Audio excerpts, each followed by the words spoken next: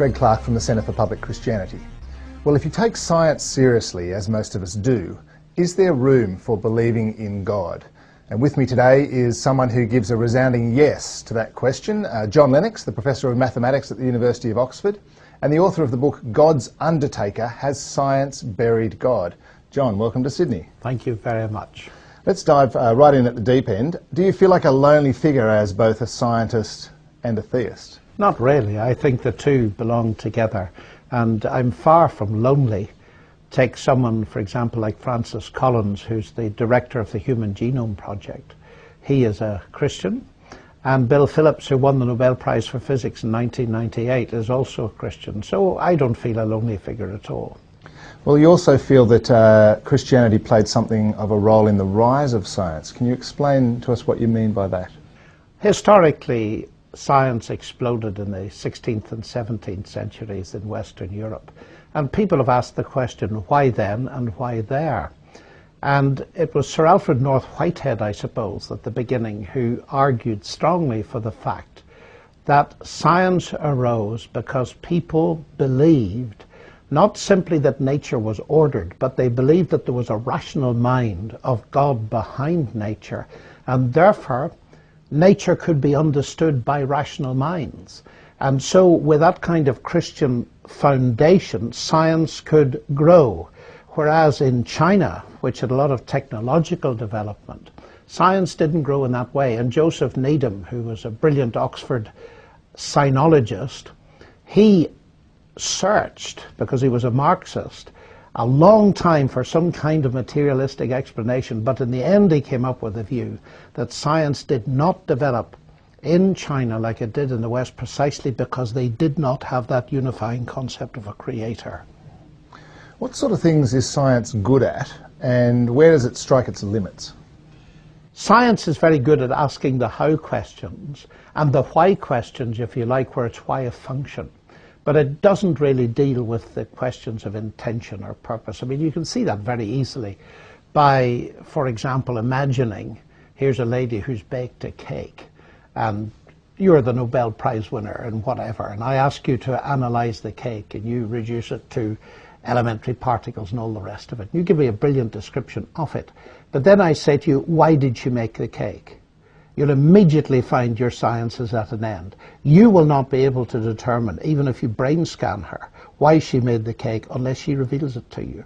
So science cannot, as Sir Peter Medawar, I suppose he formulated best, Nobel Prize winner, he said science, you see its limits very easily in that it cannot address the simple questions of a child. Where do I come from? What am I here for? What's the meaning of my life? One of those questions that gets asked in an area of great controversy, I think, between believers in God and others, is the origins of the universe. I mean, can anyone really come to a conclusion as a scientist that there is a God behind it all?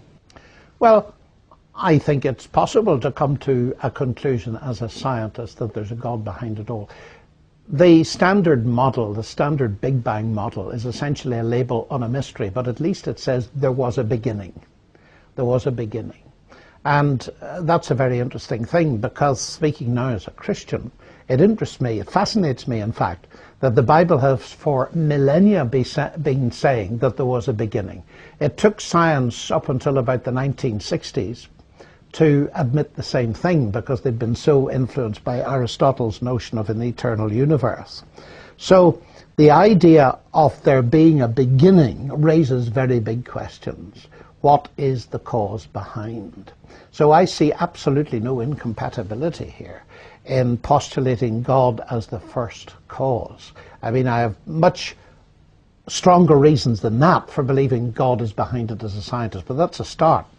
One of your specialist areas of study is information theory, and well, I'm very interested in it as a mathematician. Yes. How does it relate at all to your belief in God?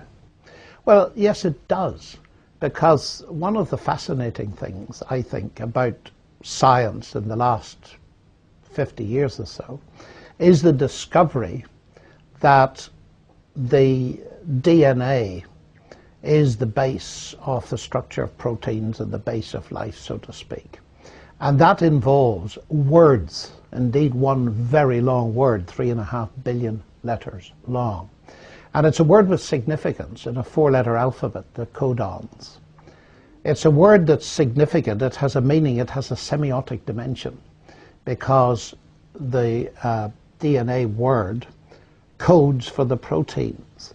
Now, when you see words that have meaning, they tend to come from an intelligence. And I think, wearing my mathematical hat, that you don't get any free lunch anywhere here. That the very fact we have this word is an indicator that there's an intelligence behind it. I mean, it amuses me, really. If you saw a letter, a single letter of the alphabet, say an A, traced on a beach in Sydney, for example, one of these wonderful beaches you have, you'd immediately argue that an intelligence had put it there. And yet I discover that people can look at 3.5 billion letters in exactly the right order, and then they say, chance and necessity, account for it exhaustively. That puzzles me greatly. Now, I know there's a lot more to it than that. Yes. Is it like the question of the monkeys put together and eventually typing Shakespeare? Is that the sort of... Well, in a way it is, but nobody, not even the strongest atheists I meet, believe in chance origins of life. That's gone out a long time ago.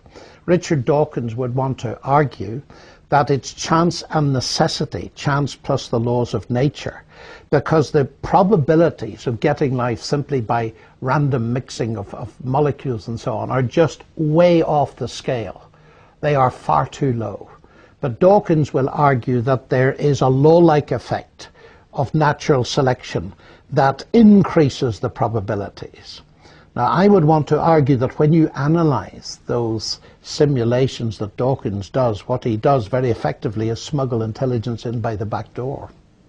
Fascinating. You spend a lot of time debating and discussing these issues with Richard Dawkins and Christopher Hitchens and other atheists. Well, I've had a couple of major debates, that's right. Indeed, yes, and people can find those on the web. Yes, that's there's right. a lot of discussion about those debates. How significant is the understanding of science in those debates? Is it the core? It's very significant. Well, let's put it this way. What we're talking about now is what calls itself the new atheism.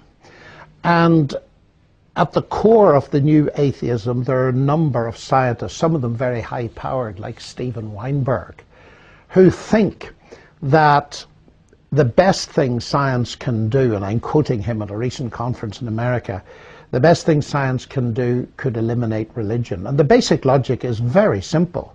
They regard all religion as dangerous, so it's got to be eliminated. How are we going to eliminate it? We use the cultural authority of science. So science lies at the heart of it because of its cultural power. In these debates that you have with people and the debates you're lined up to have here in Sydney, what do you hope people will go away with who are listening to the debate at the end? What's your big hope? I hope to stimulate them to think that there are rational alternatives to atheism, that atheism is not what it at first sight appears to be. That is the only intellectually respectable position for a scientifically trained person to occupy. John Lennox, thank you very much. Not at all. Pleasure.